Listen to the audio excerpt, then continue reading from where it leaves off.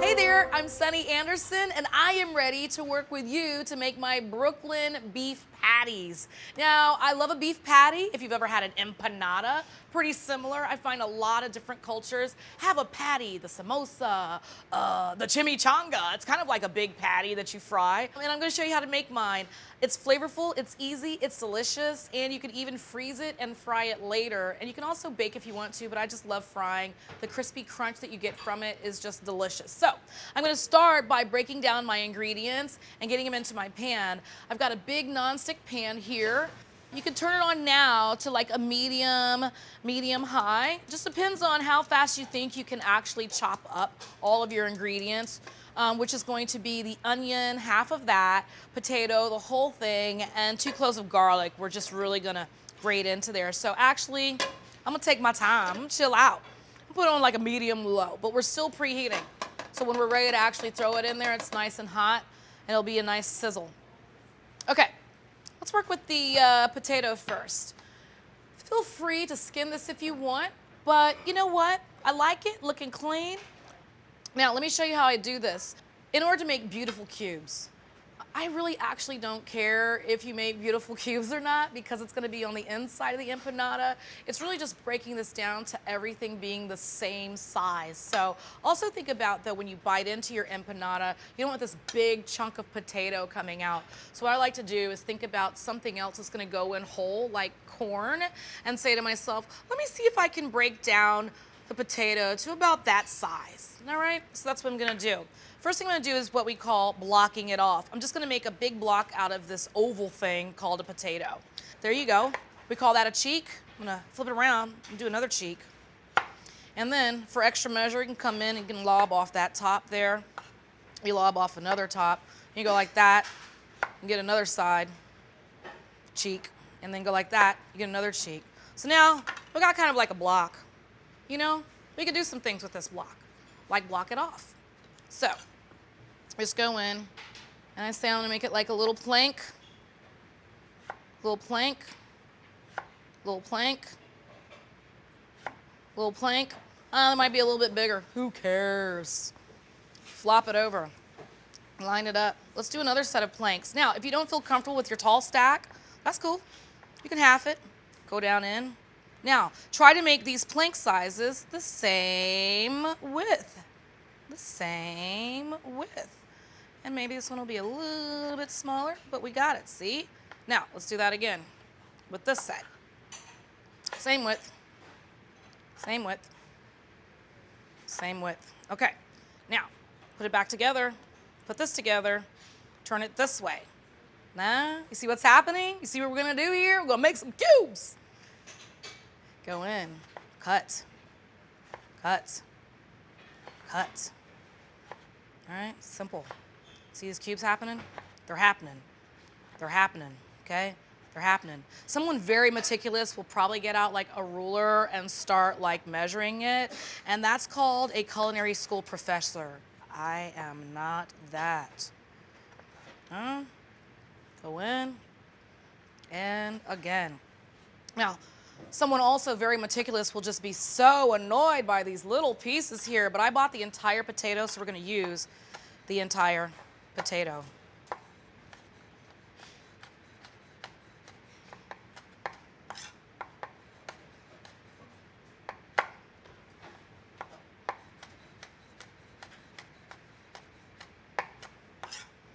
I'm gonna go in and take this guy down by half.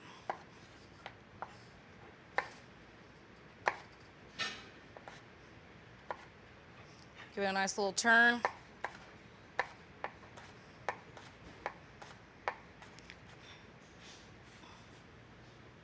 Same thing with this other little cheek.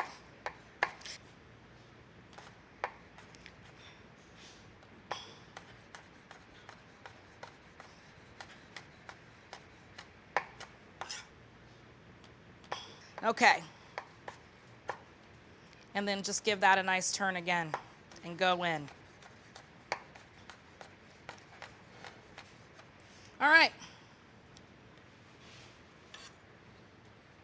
Right through, same thing.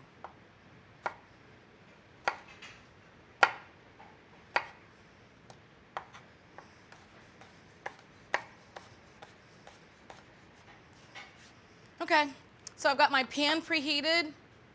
Feels good. I always feel like if I can hold my hand at the top of it for about 10 seconds and then it's like, oh, it's ready to go. And that's on like a medium low. So a little bit of oil.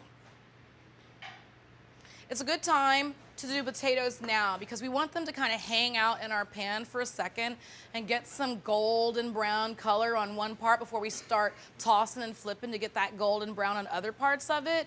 So I'm gonna put it in now, turn it down a little bit, right? But I'll put it in now because I've got a little bit more time to chop up my onion. Now, if you're saying to yourself, I don't have a big pan, you might wanna do this in batches because the rule of getting some color is to not steam. You just want to actually saute and cook and sear whatever you're doing. So first thing you want to do is make sure you get into your pan and create space. Try to give yourself one layer. I don't really get too mad if I don't have one layer. I just really care about the space because when I do the toss, that second layer that's on top will end up on the bottom. Now look, just a little bit of olive oil, potatoes, down. I'm gonna hit them with a little bit of salt, not a lot. Little tiny pinch, right over the top. Some pepper. And then, while you're getting your potatoes golden and just letting them hang out so that you can get that color, work on the onion. Very simple. All right, so keep it intact. So we're gonna go through that root. Okay? Depending on the size of onion you get, but I say about a half a cup. Usually in my recipes, when I say a half a cup of onion, I mean a half of a medium onion. If I say a whole cup of onion, I mean about a whole medium onion. So I like to cut it in half, and then I just cut that little tip off of the edge, peel it back.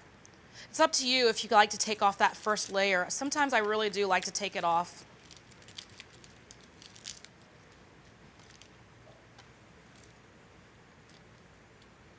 So we did this segment on the kitchen, the old myth about cutting an onion.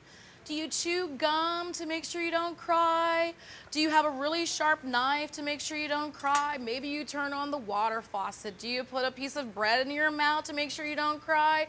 We tried them all out. Let me tell you the foolproof way. Freeze this for about 10 minutes, 15 minutes, maybe 20. Go in to slice it. No tears. So if I start crying, I mean, you know, we didn't freeze it. This is room temperature, and I'm just gonna take one for the team. So it's on its side, it's halved. Just gonna go in here and make some slices. You don't have to be perfect about this. You just have to think about the sizes of everything. You got your potato, right? You got your potato piece here. Come here. You know what I'm saying? You got your corn kernel here. You know what I'm saying? So if we look at that and we say, ooh, let's make it kind of the same size, we're feeling really good about that, okay? Let's come in here and do the same thing across the equator. Come on up, all right? It's kind of the same concept that we did with the potato, right? We slice it a couple times this way, turn around that way, and now we're gonna go in.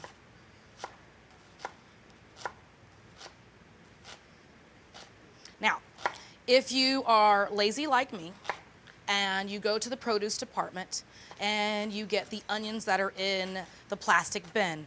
You can use them. I would just suggest get a colander out, rinse them off. They've been sitting in that onion juice and that onion is just so pungent. It's not what you're going for. You want the flavor, but not all of that marination. Now, if you use onions from the freezer, which you can find chopped onions in the freezer, they can go right into the pan.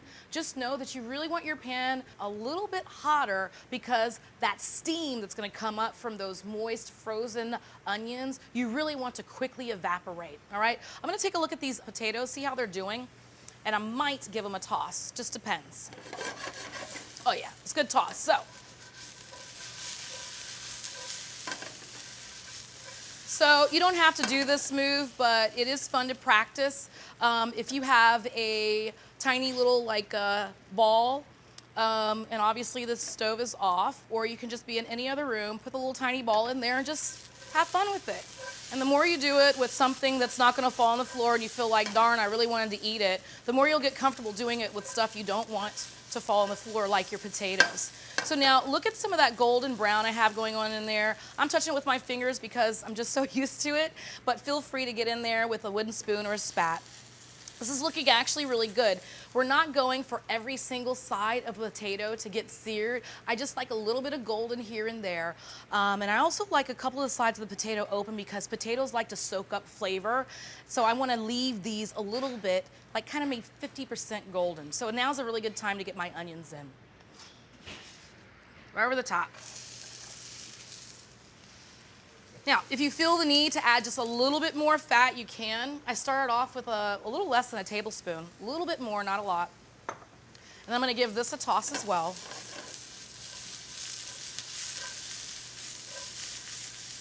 Maybe hit it with a little bit more pepper so I can see it. Maybe a little pinch more of salt. I try to salt every level as if I'm only salting what I just added. It allows me to not over salt things. So now that the onions are in there, getting nice and tender, good time to get the garlic in. Let me show you a trick with my garlic. If you don't buy it already peeled, I like to just kind of cut into it. Not all the way. I use that little dry tip. I cut into it halfway, and then I can peel it back. And it's attached to one piece of the chaff. It really gives me a starting point to start really peeling it.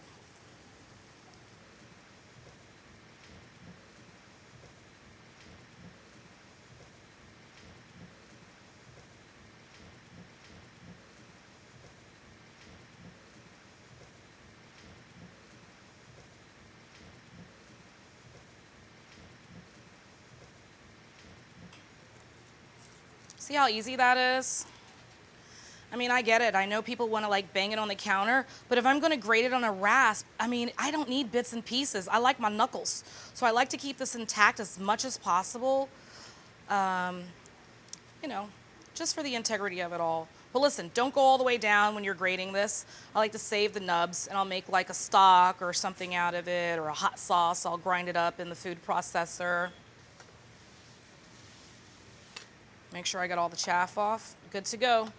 All right, so let's take a look at this. Okay, now, what I like to do at this point, if the pan is sufficiently hot, garlic doesn't need to be cooked super crazy long or hard. So I've turned off the heat, all right? And now I'm just going to grate my garlic over my pan.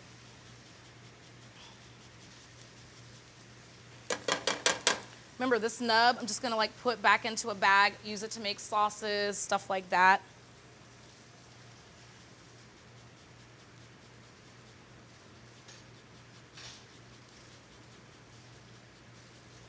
Smells so good. Just garlic, man. All right, so you can stir or toss, doesn't matter. Sometimes it's nice to stir it, make sure that garlic is completely mixed in everywhere. You can smell it. You hear the sizzle? Stove is off. No flame coming. Ambient heat is doing all the cooking for me right now, which is a good way to not burn your garlic. No one wants burned garlic. All right. Now remember, this is gonna cook again because we're gonna deep fry it inside of an empanada pocket, if you will, AKA my beef patty pockets. So you don't have to worry about super cooking everything until it's done. 2 parts of cooking. All right, my handle, a little warm, right there. Let's get this in. So I'm gonna put this to the side. If you feel that you've got tons and tons of fat still hanging out in your pan, use a slotted spoon to take the potato, onions, and garlic out. If you don't feel like your potato, onions, and garlic are gonna be swimming in fat when you put them into like a plate or a bowl to the side, everything is bueno, AKA fine. Just put it in a little vessel and have it wait for the next part of your cooking party, which is now.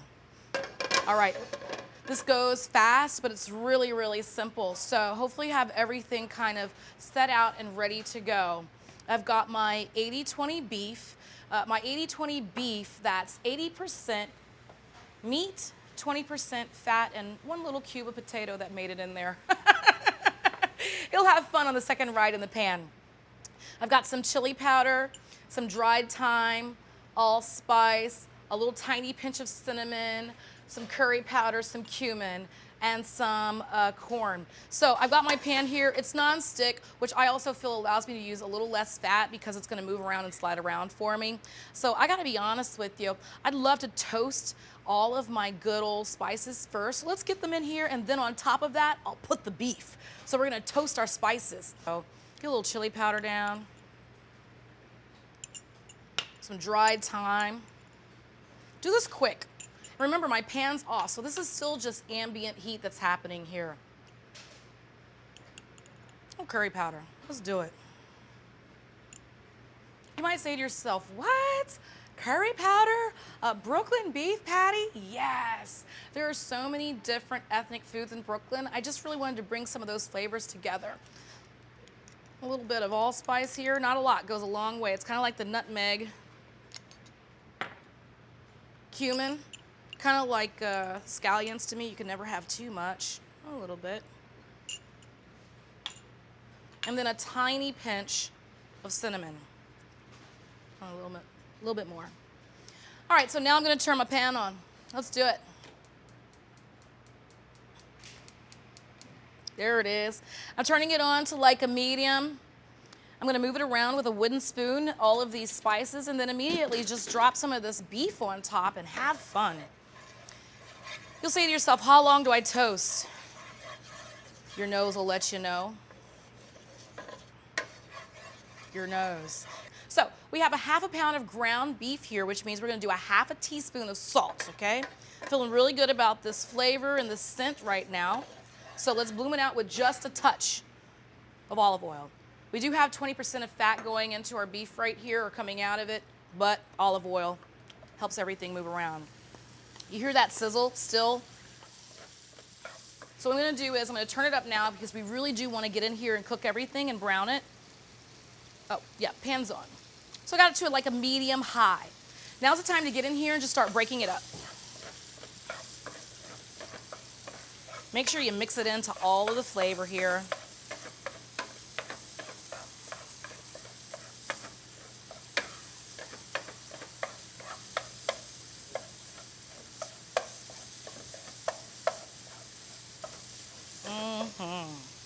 This smells good.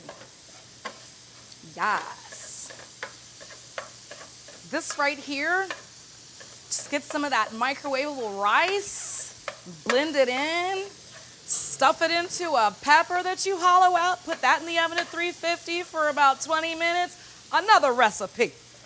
It's delicious. You can also stuff a tomato, but I think a pepper would be best. You know, like a green bell pepper or red bell pepper. Lob off the top, get the seeds out, put this mixture that's always blended, also blended in with some white rice or wild rice would be delicious. Putting that in the oven, maybe some cheese over the top. This is good. I'm just letting you know, you get more than one recipe with me, getting tips and ideas. Okay, so now see how the ground beef completely cooked through. Perfect time to add our sweet note. Sweet note? Yeah, sweet note, corn. Okay, listen. This is not a lot of corn. Don't worry about it. If you don't like corn, you can leave it out. But if you still want to put like a little bit of a vegetable pop in there, frozen peas are delicious here, or fresh peas. Give it a try. If you don't like the peas, okay. What about carrots? You can dice those down. That'll work. Or you can get the frozen peas and carrots from your freezer section and add it right in the same amount. So, you know, a recipe is a good starting point. You don't have to pay 100% attention to it unless it's baking. Then just do it right. You know what I mean? All right, corn in. Nice hit of sweetness. Plus it's nice when you bite into an empanada or a beef patty, which shout out to Jamaica. That's what that allspice was all about in there. See, I got the curry from my Indian people in Brooklyn, and then I come through with all the other flavors. The corn is just, you know, I love corn. What can I say? Especially in the summertime. All right, remember that mixture? It was the oil. We sauteed the potato in that we diced down with the onion, the garlic. I mean, that is it. That's everything. Look at how beautiful this is. Now, before we're gonna go and put it into some pastry, fry it up, and then serve it to our friends or eat it ourselves, I wanna know what it tastes like. I wanna make sure I don't need to add any more salt or any more whatever, you know?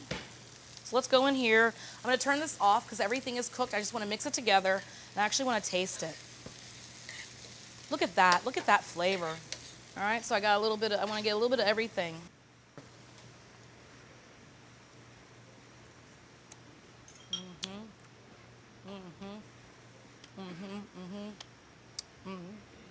A tiny pinch more salt.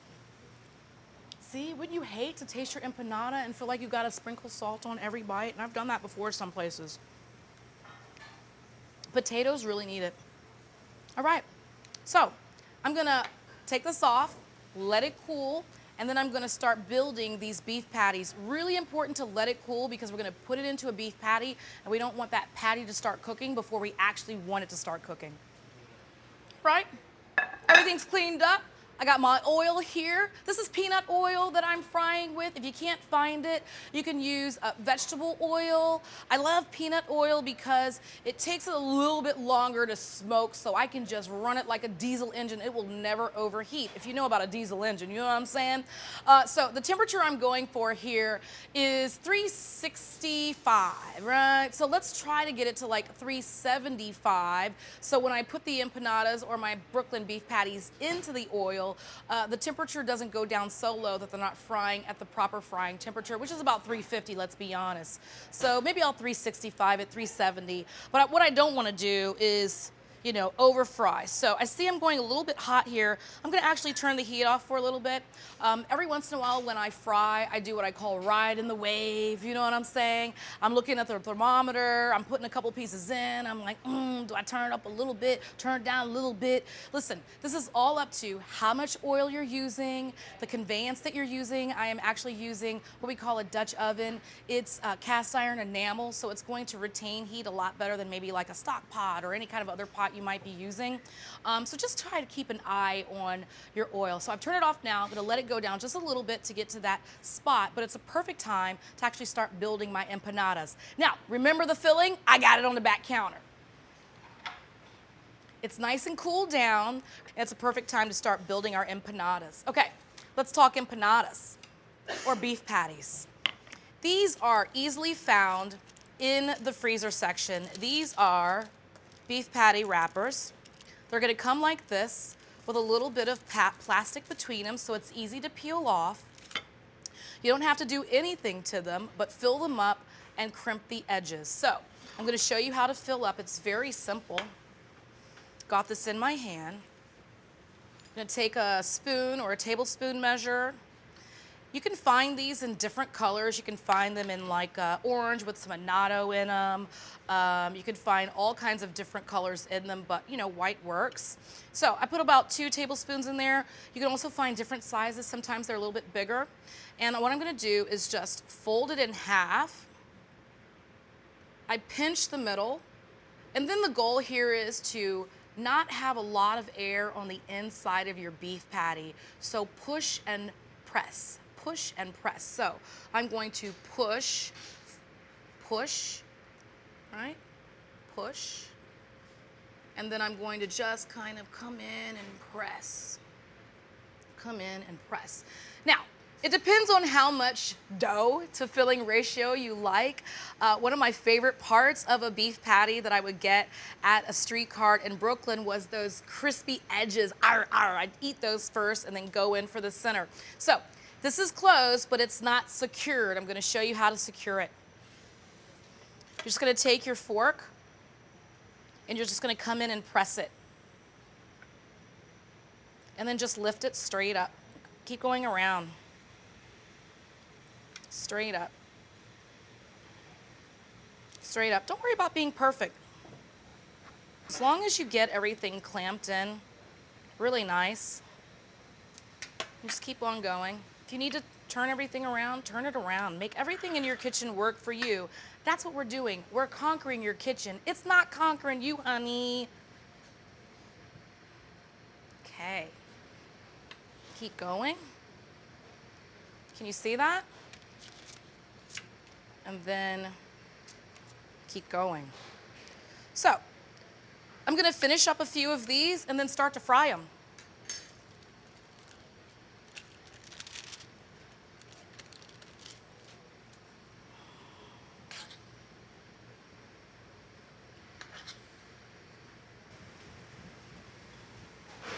Now, if you go to the grocery store and you buy these empanada or beef patty wraps and you make this recipe and you've got some wraps left over, oh, let me tell you, chop up some potatoes, chop up some chorizo and cook it down, put it in there. Okay, fine, you wanna do something sweet? Get an apple, chop it up, saute it, just put some pumpkin pie spice on it, put it in there, that's it, fry it, delicious. Dessert.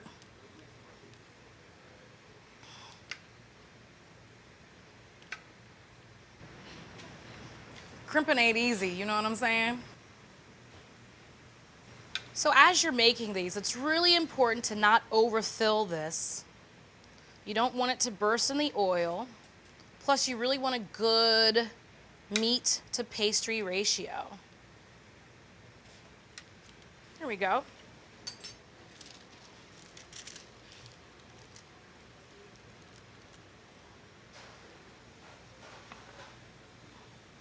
You can make some breakfast beef patties. You can use some breakfast sausage. Same thing, potatoes. You don't even have to use those spices because your sausage is going to be pre-seasoned for you. So just get some sausage in a pan with the potatoes, onions. So many different things you can do with these wrappers and a little bit of oil. Oh, there you go.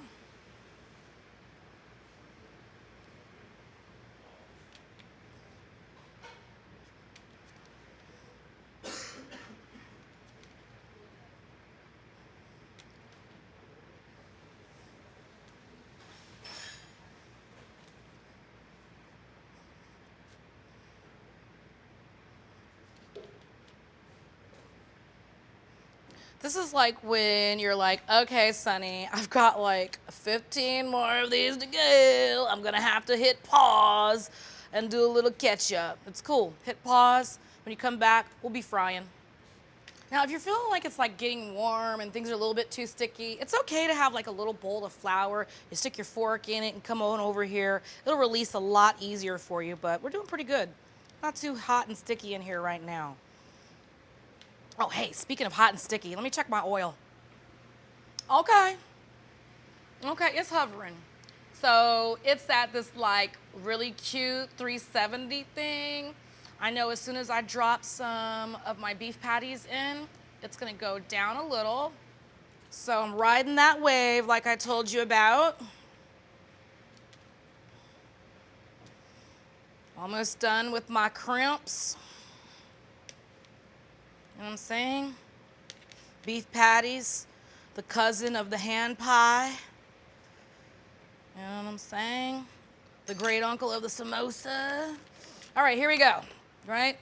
6. Now, at this point right here, you can put these in the freezer, freeze them until they're hard, then put them into an airtight bag, suck all the air out. If you don't have one of those contraptions that does it for you, just put it into the resealable bag that's perfect for your freezer.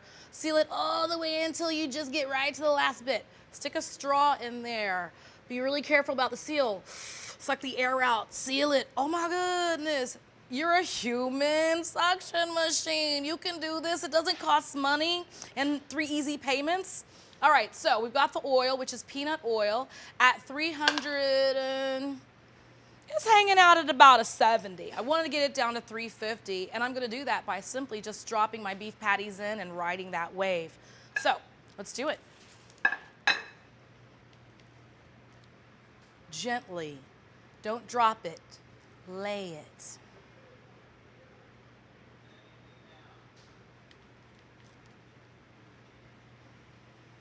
Watch your temperature. Place them in the pot away from each other so when it floats up and it's still kind of sticky, it's not touching. So let me get my spider so I can move them around. These are gonna cook until they're golden brown, about 3 or 4 minutes. Maybe one more in. Move this baby. Oh, I think I could fit one more. Don't overcrowd, okay? So watch your temperature. I think I could add one more and still be in that good frying zone. Now these are gonna start floating to the top. You know, maybe halfway through, you're gonna feel the need to flip it over. Sometimes when you flip them over, they're gonna wanna right themselves and go back to the other side. I just kinda hold it, you know what I'm saying? And I'll show you how. So if you have a hard time waiting, it's a really cool time now to like do that digital timer where you talk to your watch, or you like reach above the stove and you do the timer for like 1.5 or 2 minutes, or you just look at your watch or something like, look, that one flipped on its own, and just hang out. Like, just don't do anything. Just like look for golden brown. You're gonna know when it's cooked because you want it to look like a beef patty. If you don't know what a beef patty looks like, it's cool. Sounds so good. Just sizzling. So now the temperature has gone down a little bit. I'm at that really nice 350 zone, which feels great. So see right here, I'm feeling like, let me flip this baby. You know what I'm saying? Flip that baby, flip it. Let's flip this one. Okay, flip it. Flip it, bop it, twist it, pull it. Remember that game? All right, see? All of them trying to pull these babies around. I'm gonna flip this one right here. Go like that. All right? Just hanging out. Just hanging out. I'm saying, beef patties, it's delicious. You can eat it just as is. If you like cheese, you can add cheese in there. That would be awesome and delicious. I'd say like, you know, a pulley cheese, like a mozzarella, or a Swiss would be fun because it just melts away, you don't taste it. Gruyere is fun. A queso fresco, obviously, would be good in there. Yeah, I gotta tell you, these beef patties were my midnight snack for years. I used to live in Brooklyn in Sunset Park, and on the corner of 60 and 4th was a food truck. And actually, she started off as a food van. She would serve food out the side of her van, and she'd sit on a folding chair, and her sons and daughters would be watching like TV to some kind of a generator or something she had set up. And then one year I went, all of a sudden one summer, because it was like a summertime thing, and they had a truck. And I gotta be honest with you, I feel like all of my midnight snacks kind of fueled that truck, you know, her getting it and buying it and really building her business. So this is really good late night. You're studying, you're eating, you're coming in from the club, you need something fried, you know, and crispy. This is it. This is it. So I'm gonna get my landing station ready for you. A lot of times we'll tell you, take it out to a paper towel lined tray or plate. When I'm frying something like this that I don't want a side of it to sog up, I will bunch these up and create like mountains, okay? And then I will place them within those mountains. So let me get a little bit more paper towel to show you what I do.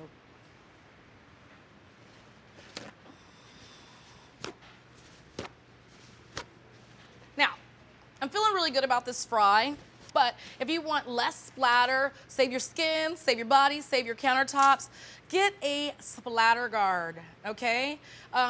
They make them in little ringlets, so it'll go over all sizes of your pans and pots. This is vent, so you don't like steam things and contain the heat. And really it can save not just cleanup, but you know, little tiny burns that can happen when you're deep frying. All right, remember, I'm making like little pockets here to place my empanadas because I don't want them to lay flat, you know, and then that side is gonna get soggy. I want them to kind of hang out. A little bit of a cavern beneath them. Let's get them out. See what I mean? A little bit of air circulation going on under there.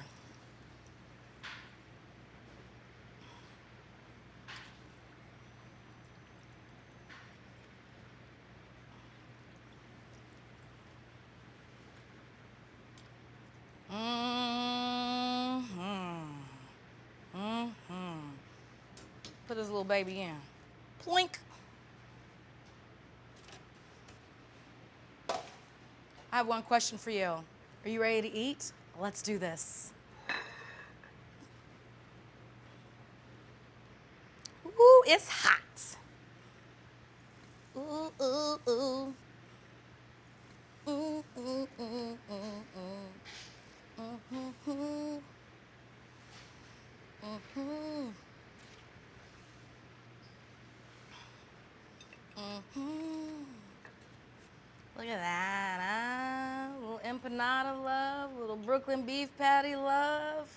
They're really hot right now, so I suggest, just hang out. But the best part of getting these at a street cart in Brooklyn was they fried them on demand. And you'd walk home biting that, just usually you'd buy like a horchata or something with it to cool you down in the summertime. And that's really how I knew the seasons were changing in my neighborhood in Brooklyn. It went from hot horchata season to cold horchata season. It went from beef patty season to beef patty season. Beef patty is 365, 24/7, just so you know. All right, let's bite into this. It's gonna be crunchy, it's gonna be flavorful, it's gonna be delicious. It's my Brooklyn beef patties. Look at that, crunchy, crunch, crunch.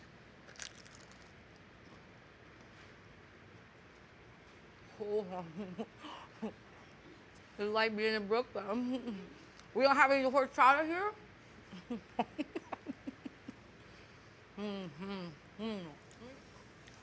I mean, that cumin just takes me right to the center of Sunset Park.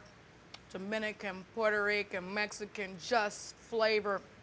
And I always feel like cumin just smells like meat to me. So cumin and beef together just really go. That curry powder coming in with all those warm spices, and that little hit of cinnamon. Cinnamon is a warm spice. It's in curry powder, but not enough to me. That's why I add a little bit more at the end just to punch it up. The corn, the nice pop of sweetness there. The potato just kind of melts in your mouth and becomes a great background for everything else. It's really a way to kind of cheapen this up instead of filling it with all beef. The potato comes through, soaks up that beef flavor, and just still has all of the goodness. And look at this, crunchy, crispy. You gotta try this. Had a really good time hanging out with you. Simple recipe. Going back to my days hanging out in Brooklyn, late night eats at the street cart. You can get this in your kitchen. Conquer it, baby. It's my Brooklyn beef patties.